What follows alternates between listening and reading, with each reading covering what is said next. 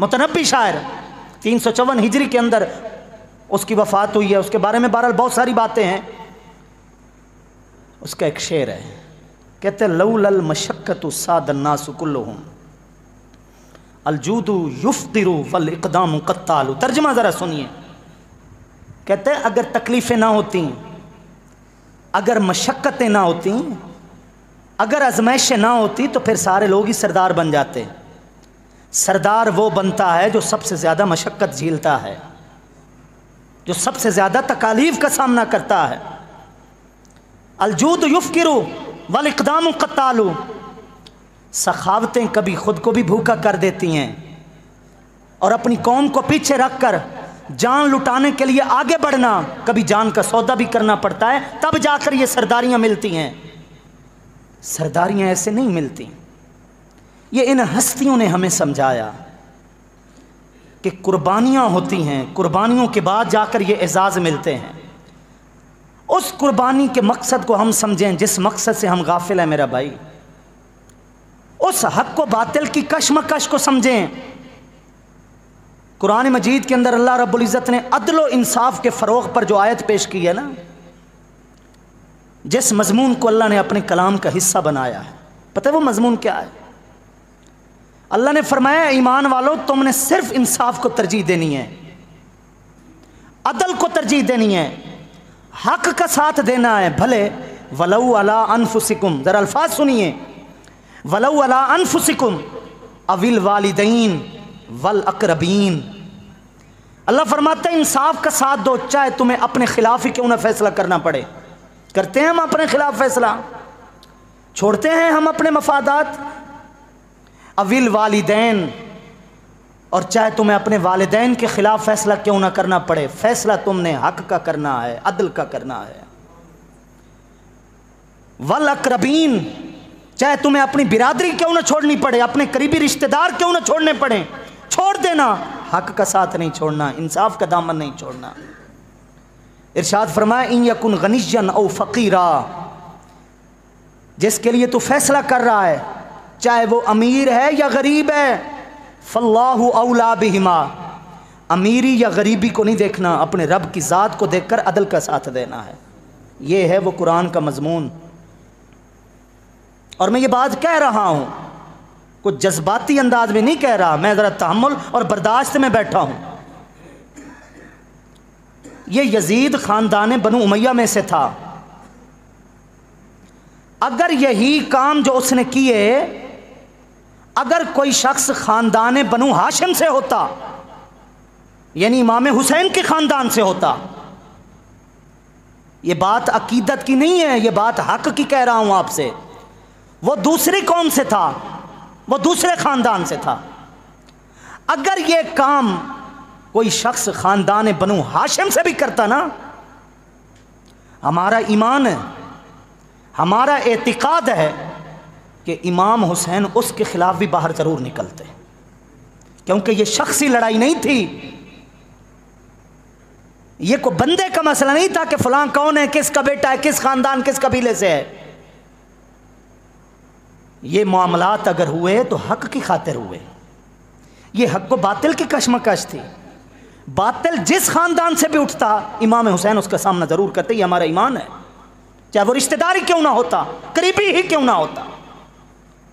इसलिए इस मकसद को समझे कि ये क्यों हुआ। आप बताइए, हमारे यहाँ कोई 2 मरला 3 मरले के प्लाट के चक्कर जैसे चलते रहते हैं। कितने लोग हैं जो पीछे हट जाते हैं, जा ले जा यार, कब तक तू खाएगा, तेरी नस्लें खा लेंगी ना, तूने जाकर हिसाब देना है, जा खा ले।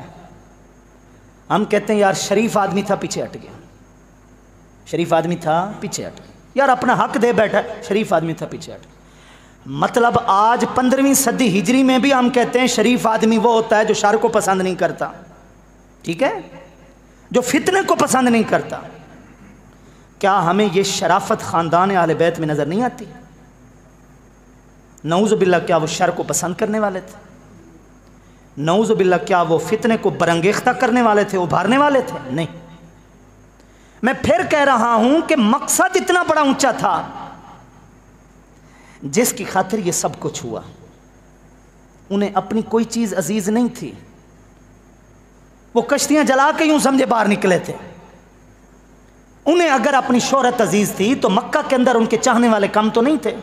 जब इमाम हुसैन गए थे मक्का के अंदर, उम्रा वगैरह किया, तो थोड़े लोग मिले थे, थोड़े लोगों ने उनका क्या इस्तकबाल किया था। और मक्का की गलियां भर गई थी उनको देखने के लिए। और जब वो मदीना शरीफ में होते थे, क्या मदीने की गलियों में हुजूम नहीं होता था इमाम हुसैन की ज़ियारत के लिए? अगर उन्हें यह चीज चाहिए होती थी तो फिर वो वहीं पर ही काम कर देते, ऐलान कर देते कि यहां मक्का और मदीना के हम हाकिम हैं। नहीं, वो पीछे एक मसला था। आज कहते हो ना, एक नौजवान लड़की ने हिंदुस्तान से बैठकर खत लिखा कि क्या मर गए हैं गैरत ईमानी वाले हुक्मरान, और अरब से मोहम्मद बिन कासिम उठा और मुल्तान में पहुंचा। बोलते हैं ये नहीं बोलते? तारीख में लिखा हुआ है, ये नहीं लिखा हुआ? ठीक है, अगर एक लड़की अपने जुल्म को लिखती है और मोहम्मद बिन कासिम उसकी हिमायत के लिए निकलता है, तो जो 350 खत लिख कर आए थे इमाम हुसैन के पास, वो जो थैले भर कर आते थे इमाम हुसैन के पास, और खत का मैटर क्या होता था, खत के ऊपर लिखा हुआ क्या होता था? हबसना अनफुसना, हबसना अनफुसना, हबसना अनफुसना। हम तो आपकी खातिर अपने आप को रोके बैठे हैं। लसना नहदुरुल जुमुआ, हमारी नमाज जुमा ज़ाय हो रही है, कज़ा हो रही है, हम जुमा में भी नहीं जा सकते। अल अजल फल अजल, आइए आपका इंतज़ार है। आपकी सरपरस्ती में दीन पर अमल पैरा होना चाहते हैं। यहाँ जुल्म इतना है, यहाँ सितम इतना है कि हमारी इबादतें ज़ाय हो रही हैं। अब बताइए, एक सोशल मीडिया के ऊपर पोस्ट लगती है कि यार किसी शख्स के साथ ज़्यादती हुई है, हमारे यहाँ दर्दमंद उससे समझा जाता है जो 4 पैसे लेकर उसके पास पहुँच जाता है, यार मेरी तरफ से रख ले, ठीक है। तो जिधर से 350 खत आए थे, नवासे रसूल अगर उनकी हिमायत के लिए, उनकी नुसरत के लिए, उनकी बात पर यकीन रखने के लिए अगर नवासे रसूल ना निकलता तो फिर कौन निकलता? बताइए। याद रखिएगा, दीगर लोगों को, अपने आप को, अपने बातिन को, दीगर लोगों के ज़मीर को, उनके अंदरूनी निज़ाम को कभी इमाम हुसैन के ज़मीर और बातिन और अंदरूनी निज़ाम पर क्यास मत कीजिएगा। ये बात याद रखिए।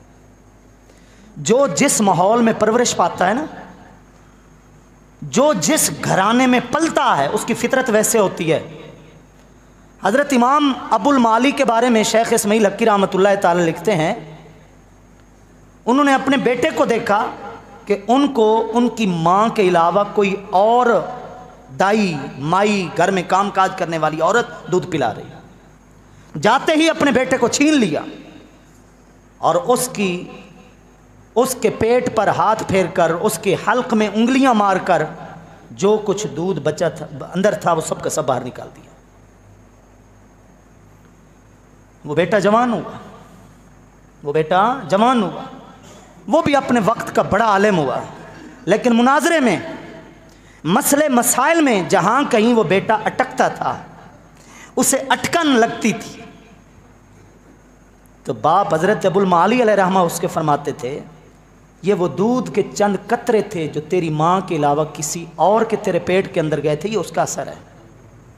जो निकाल दिया था वो तो मैंने निकाल दिया था, जो रह गया था ये उसका असर है। एक उसूल है, ये उसूल कोई किसी का जाती नहीं है, ये सदियों का निचोड़ है। मनिर तदआ इमरातन गलबा अलैहि अखलाकुहा मिन खैरिन व शर्रिन, जरा इसका तर्जुमा सुनिए। जो जिस तरह की माँ का दूध पीता है ना, उसका किरदार भी वैसा ही होता है जैसा उसकी माँ का होता है। आप उठाइए तारीख बुजुर्गों की, आप हुजूर ख्वाजा मोइनुद्दीन चिश्ती अजमेरी रहमा को पढ़िए, आप उनके मुरीद हज़रत ख्वाजा बख्तियार काकी औशी रहमतुल्लाह ताला को पढ़िए, आप उनके मुरीद हुजूर बाबा फरीदुद्दीन मसूद गंज शकर को पढ़िए, आप उनके मुरीद भांजे हज़रत अली साबिर कलियर की तारीख को पढ़िए, निज़ामुद्दीन को पढ़िए, आपको एक बात ज़रूर मुश्तरक नज़र आएगी। सैयदुल औलिया हुज़ूर शेख अब्दुल कादिर जिलानी अलैहिर्रहमा को पढ़िए, गौसे पाक की सीरत पढ़िए, सब के अंदर आपको एक चीज़ नज़र आएगी कि वो माएँ इतनी अजीम थीं, उनके बेटे इतने अजीम पैदा हुए। जो बच्चा जिस तरह की माँ का दूध पीता है ना, उसका किरदार उस दूध के ऊपर ढलता है। अब ज़रा सोचिए, जिसने मेरे आका की चहीती बेटी हुजूर के जिगर का टुकड़ा सैयदा फातिमतुज़ ज़हरा का दूध पिया था, जिसकी रगों में मौलाए कायनात का खून दौड़ता था, अगर सबसे ज़्यादा गैरत ईमानी उस हुसैन के अंदर न होती तो फिर किसके अंदर होती? खून को भी देखिए, अलवलदु सिर्रुन लिअबीही, बेटा अपने बाप के पाँव पे चलता है, बेटा बाप की आदतों का तर्जमान होता है। और उधर दूध वाली बात जो आपको बताइए, तो जिसके वालिदैन में ऐसी अजीम हस्तियाँ होंगी, वो कभी भी जालिम का जुल्म नहीं सह सकता, वो कभी भी जालिम के हाथ में अपना हाथ नहीं दे सकता। एक है रुखसत, एक है अजीमत। रुखसत तो हम जैसे लोगों के लिए जो बेकस हैं, बेबस हैं, हम कहते हैं कि यार रुखसत है, गुंजाइश है, उस्ताद जी गुंजाइश बता दें। हाँ जी गुंजाइश है, हराम तो नहीं है ना, को गुंजाइश है जी, गुंजाइश है, कर लिया, गुंजाइश है। और एक है अजीमत, वो जहाँ हमारी सोच की इंतहा है ना, अजीमत वालों की, वहाँ से आगाज़ होता है। रुखसत पर भी अमल किया रुखसत वालों ने, हम कह सकते हैं उन्होंने भी एक शरीयत की बात को मान लिया, लेकिन इमाम हुसैन रुखसत पर अमल करने वाले नहीं थे, वो अजीमत पर अमल करने वाले थे। वो सबसे बड़ी सोच के ऊपर फायज थे।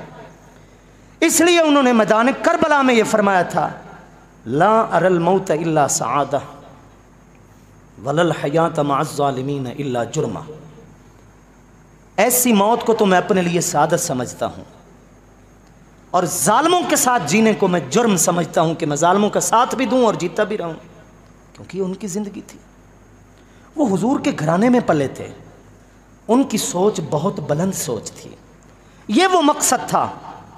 आज एक बात बताइए, आप में कसीर तादाद ऐसी है जो थोड़ा बहुत हकूमती मालूमात भी रखते हैं, 12 हाथ तजर्बा हो चुका, अब भी ख़बरें चलती रहती हैं, लेकिन मेरा ख़्याल है अब पाकिस्तान की एस्टेब्लिशमेंट ने इतना सीख लिया है कि खुल कर आमरीत लगाना, डिक्टेटरशिप जिसको बोलते हैं, असम्बलियाँ तोड़ दो, फ़ौजी आकर बैठ जाए, इससे बेहतर है कि एस्टेब्लिशमेंट पीछे रहे, आगे एक डमी हो, तस्वीर हो, उसको वो चलाती रहे। ठीक है, अब इस हुकूमत के इदारों को समझ आ गई भी इससे ज़्यादा काम चल सकता है। 100 से ज़ायद ऐसे ममालिक हैं, 100 से ज़ायद जो अक़वाम मुत्तहिदा के अंदर रजिस्टर हैं, यानी जमहूरी ममालिक 100 से ज़्यादा हैं। इन ममालिक के अंदर जब कभी जमहूरियत को ख़त्म करके अमरीत लगती है ना, यानी कोई फ़ौजी आता है और आकर बैठ जाता है, कुर्सी पर काबिज़ हो जाता है, आर्डर जारी कर देता है, पढ़े लिखे नौजवान बैठे, सबको पता है पूरी दुनिया का मीडिया उस एक ख़बर से भर रहा होता है, ये फ़लाँ जगह पर बगावत हो गई है। क्या बगावत हुई? ये असम्बलियाँ तोड़ दी गई हैं, जमहूरियत को ख़त्म करके अमरीत आ गई है। कहने को ये कहा जाता है कि ये वो निज़ाम है, जमहूरी निज़ाम, जिसमें इंसान अपनी बात मनवा लेता है, 4 बंदे इकट्ठे होकर अपना जोर मनवा लेते हैं। अमरीत में ऐसा नहीं होता, वहाँ तो अदालतों पर भी पाबंदी होती है, वहाँ तो जो जज होता है उसको भी अपनी मर्ज़ी से फ़ैसला लिखने की इजाज़त नहीं होती। आपको याद होगा जस्टिस इफ्तिखार के लिए जो सड़कें भरी थीं, अदालत को जनाब हम बहाल कर रहे हैं, याद है आप लोगों को? ये अलग बात है कि वो जो बेचते थे दवाए दिल, वो दुकान अपनी बढ़ा चले हैं, जिनकी खातिर लोगों ने कुर्बानियाँ दी, जब उनको मौका मिला उन्होंने तिजोरियाँ भरी और जनाब दुल्हन में कई चली गई हैं जनाब। ऐसा ही होता रहा। लेकिन बात ये हो रही है कि आज भी निज़ाम के अंदर अगर एक शख्स सामने आ जाए और वो कहे मेरी बात मानी जाएगी, किसी की बात नहीं मानी जाएगी, सब अपने घरों में बैठ जाएं, नापसंद किया जाता है या नहीं किया जाता? तो इमाम हुसैन किस काम के लिए निकले थे? यही काम हो चुका था, पाबंदियां लग चुकी थीं, बोलने पर पाबंदी थी, ऐसी हदीसें जो अहले बैत के हक में थीं उनको बयान करने के ऊपर पाबंदियां थीं। मैं तो अगर इस तरफ चल पड़ा, जो मेरे पास किताबों में हवाले भी लगे हुए हैं और तारीख़ के मुस्तनद माखज़ अल्हम्दुलिल्लाह मेरे पास मौजूद हैं, असल किताबें, उर्दू की मैं बातें नहीं कर रहा, असल अरबी की किताबें जहाँ से ये तारीख़ पढ़ कर लिख कर उर्दू में भी लाया गया और जनाब सुनाया जाता है।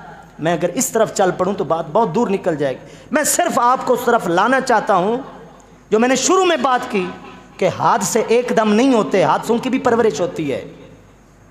ये आप ये ना समझें कि अचानक जनाब यजीद तख्त पे बैठा और इधर से इमाम हुसैन निकल पड़े, नहीं नहीं, मामलात पहले से भी कुछ इस तरह के हो गए। हुजूर दाता अली अजमेरी रहमतुल्लाह ताला ने कश्फुल माजूब के अंदर लिखा है, फरमाते हैं जुल्म पहले भी था लेकिन फिर भी हक गालिब था, हक गालिब था। इमाम हुसैन बैठे रहे, देखते रहे, लेकिन जब हक मगलूब हुआ, बातिल गालिब हुआ, अब फिर बैठने की गुंजाइश ख़त्म हो गई थी। आप भी तो कोई ना कोई स्टैंड लेते हैं ना, अपने बच्चों के लिए लेते हैं, अपनी बिरादरी के अफराद के लिए लेते हैं, उस्ताद अपने शागिर्द के लिए लेता है। क्यों लेता है? कहते यार बहुत रैयत की है, बहुत रैयत की है, अब पानी सर के ऊपर से गुजर जा रहा है, इसलिए अब गुंजाइश रियायत की नहीं है। ये अब रियायत की गुंजाइश ख़त्म हो चुकी थी, इसलिए इमाम हुसैन रज़ी अल्लाह ताला ने यह कदम उठाया। मैं अगर चाहता तो आज के इस 40-45 मिनट में मैं भी आपको शहादत सुना सकता था, मैं भी बताता भी ये अब घोड़ा है, अब इसके ऊपर अली अकबर है, अब अली असगर है, ये है वो है। लेकिन याद रखिए, इस नीयत से सुनाना कि लोग रोएं, सैयदी आला हज़रत का फतवा है, हराम है। सर मकरूह की बात ही नहीं है, हराम। इस नीयत से सुनाना, ये इस नीयत से जाना किसी महफिल में नहीं। हाँ, वो दास्तान ऐसी गमनाक है, उसको पढ़कर, उसको सुनकर किसी को खुद ही रोना आ गया है, नहीं बर्दाश्त कर सका, ये अलग बात है। लेकिन बाकायदा तैयारी करके आना कि यहाँ मैं ये पढ़ूंगा, यहाँ मैं ये वाला शेर पढ़ूंगा, ताकि लोगों को ज़्यादा रोना है, इस चीज़ की कोई हमारे दीन में गुंजाइश नहीं है मेरा भाई। मैंने कहा ना, सियाने आदमी वो होता है जब घर में चोरी होती है ना, वो चोरी का रोना नहीं रोता, वो चोरों का रास्ता देखता है कि चोर किस रास्ते से आए, फिर वो उस रास्ते को बंद करता है कि दोबारा चोर ना घुसे मेरे घर के अंदर। ये बहुत बड़ी चोरी हुई है हमारी इस्लामी तारीख के अंदर, वाक़या करबला का सानिया जो हुआ है, ये कुछ छोटा मोटा सानिया नहीं है। इसके असबाब को समझिए, इसके नताइज से सबक सीखिए कि क्या वाकई अदल और इंसाफ का हम साथ दे रहे हैं, हक को हम फ़रोग़ दे रहे हैं। जिस निज़ाम, आप सुनते रहते हैं उलमा से, शराबें चलती थीं, बंदर नाचते थे, ये होता था वो होता था, बांदियाँ नाचती थीं, मुगन्नियाँ औरतें नाचती थीं। अब भी अगर इमाम हुसैन न निकलते तो कब निकलते? अहल्लुल हरामा व हर्रमुल हलाला व अत्तलुल हुदूदा तरकू ताअतर रहमान कद लाजिमू ताअत शैतान। ये सारी तारीख के अंदर बातें लिखी हुई हैं जो अरबी पढ़ रहा हूँ आपके सामने। ये सब कुछ हो रहा था, हलाल और हराम का फ़र्क मिट चुका था, हुदूद मुअत्तल हो चुकी थी, रहमान को छोड़ा जा रहा था, इन्न सुन्नत कद उमीतत, सुन्नत रसूल को मिटाया जा रहा था, इन्नल बिदअत कद उहयियत, खिलाफ शरीयत बातों को जिंदा किया जा रहा था। अभी अगर इमाम हुसैन निकलते तो कब निकलते? ये आप सुनते रहते हैं, लेकिन कौन सा ऐसा शहर है जहाँ में पता नहीं है कि यहाँ शराब का अड्डा है? बात थाने वालों की नहीं हो रही, पुलिस वालों को पता, उनको सब पता होता है, हमें भी पता है ये नहीं है। उन लोगों के साथ हमारे मरासिम होते हैं, ये नहीं होते। उन शराबियों का हमारी बहन बेटियों के घरों में आना जाना होता है, ये नहीं होता? होता है मेरा भाई। हमें पता है कि इस शख्स को हलाल हराम की तमीज़ नहीं है, लेकिन फिर भी उससे हमारा मफाद वाबस्ता है। ये कौन सी हुसैनियत है? ये वही निज़ाम है जिस निज़ाम को ख़त्म करने के लिए इमाम हुसैन निकले। आज ज़रूरत इसी चीज़ की है। जाएं आप अकीदत में जनाब अपना रिज़्क़ हलाल भी खर्च करें, अल्लाह कबूल करे, लेकिन अगर आपने हक को फ़रोग़ नहीं दिया ना, अदल और इंसाफ का साथ नहीं दिया, तो दरअसल इमाम हुसैन का साथ नहीं दिया आपने। और कुछ ना खर्च करें अपने ताई, अपने घर में बैठकर अगर आप हक का प्रचार करते हैं, नुकसान होता है यार, होने दो, मैं बातिल का साथ नहीं दूंगा, हक का दूंगा। इसका मतलब यह है 1383 बार सोने को है, आपने आज भी इमाम हुसैन का साथ दिया। ये है असल हुसैनियत, इसको समझने की हम कोशिश करें। अल्लाह हमें अमल की तौफीक अता फरमाए।